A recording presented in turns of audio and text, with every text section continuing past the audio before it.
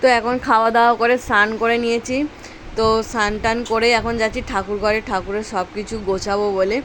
তো তারপরে দেখো এদিকে সিঁড়ি থেকে উঠেই গেলাম ছাদেতে। আর খেয়েছিলাম বলে সকালে স্নান করেছিলাম, তো ফের আরেকবার স্নান করে নিলাম, কেন ঠাকুর ঘরে সব কিছু জিনিসপত্র ছোবো।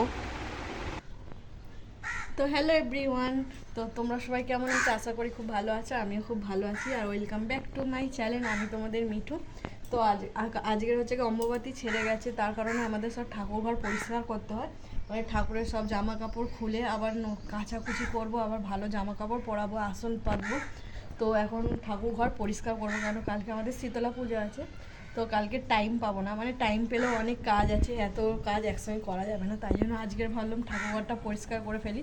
মনি পুজো দিয়ে দিয়েছে, এখন আমি খাওয়া দাওয়া করে স্নান করে নিয়েছি, মাছ খেয়েছিলাম বলে, তাই জন্য আবার স্নান টান করে চলে এসেছি। দেখতেই পাচ্ছ মাথা পুরো ভিজে, কেন খেয়েছি মাছ খেয়ে তো ঠাকুর ঘরে আসা যাবে না, এই জন্য আরেকবার গায়ে জল ঢেলে নিলাম, নিয়ে এখন ঠাকুর ঘরে চলে এসেছি। ঠাকুর ঘরটা মানে পরিষ্কার করেই রেখে দেবো আজকের, কেন কালকের আর টাইম তো পাবো না, জানো পুজো হলে অনেক কাজই থাকে। তো মনি এখন গেছে দোকানে সাবানগুলো কিনতে, কারণ ঠাকুরের জামা কাপড় কাচবো। তো এখন দেখি সব ঠাকুরকে স্নানও করাতে হবে, অনেকটা টাইমও লাগবে, তাই জন্য চলে এসেছি এখন দুপুর 3টের সময় ঠাকুর ঘর পরিষ্কার করতে। চলো এখন যাওয়া যাক, ঠাকুর ঘরটা পরিষ্কার করি, তারপর তোমাদের সঙ্গে আবার দেখা হচ্ছে। এইদিকে দেখো বক বক করছে, সাবানগুলোটা এনে এখানে ফেলে দিল, আর এসে আঁশফল খাচ্ছে আর বক বক করছে। দেখো কাজকর্ম কিছু নেই।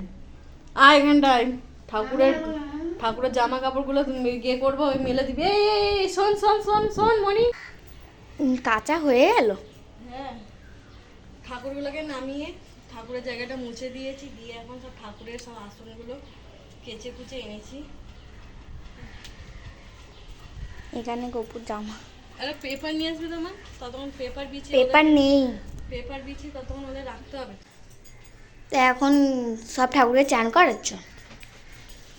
আগে ঠাকুরগুলোকে নামিয়ে ঠাকুরঘরটা মুছে নিয়েছিলাম এইখানটায়, নিয়ে ঠাকুর কেন রোদ চলে যাবে, ঠাকুরের জামা কাপড়গুলো কেচে দিলাম, দিয়ে এখন ঠাকুরগুলোকে গঙ্গা জল দিয়ে চান করাচ্ছি। চান টান করিয়ে ওইগুলো যতক্ষণ না আসনগুলো শুকনো হবে পাততেও পারবো না, তো এখন যাই হোক এখন এরকম করেই রাখি, পরে কালকে দেখছি শুকনো হয়ে গেলে পেতে দেবো, নাহলে এরকমই রাখতে হবে আজকের দিনটা।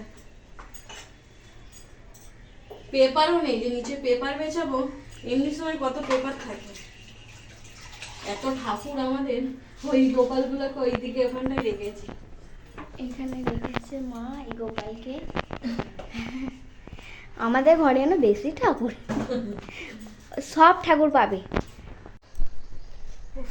ফাইনালি আমার ঠাকুর ঘর পরিষ্কার হলো। তো মানে ঠাকুর ঘর পরিষ্কার করতে করতে হাঁপিয়ে গেছি, মানে কী বলবো, শরীরে এত কষ্ট হচ্ছে, সেই নিচে থেকে ঠাকুরের বাসন তোলা নামা ধোয়া সবই তো নিচে থেকেই করতে হয়। তারপর সব কাজ সেরে এখন আমি ঘরে যাচ্ছি, একটু রেস্ট নেবো, তারপরে এখনও কাজ আছে, এখনও কাজ শেষ হয়নি, প্রচুর কাজ বাকি আছে। আবার এখন একটু রেস্ট নিই। তো দুপুরবেলা তো ঘুম হয়নি, ঘরে বসেই ছিলাম। তারপরে এখন সন্ধে দিয়ে ঠাকুরগুলো ফের জামা কাপড়গুলো কেচেছিলাম, পেতে ঠাকুরগুলোকে গুছিয়ে গাছিয়ে এখন চলে এসেছি শাশুড়ি মার ঘরে।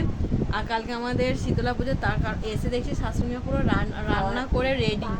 তো একটু গরম গরম ভাত খেয়ে টিফিনে খিদে পাচ্ছে, কি করব। আলু ভাজা করেছে, ডাল চচ্চড়ি, শীতলা পুজোয় ডাল চচ্চড়ি করতে নেই, মা ভুলে গিয়ে করে নিয়েছে, কিন্তু এখন খাওয়া হয়ে যাবে রাত্রিরে। তো এখন আমি একটু ভাত খেয়ে নিই, মুড়ি খাওয়া ভেবেছিলাম, তো ভাত তো খেতে আমার খুবই ভালো লাগে, তো ভাতই খাওয়া যায়।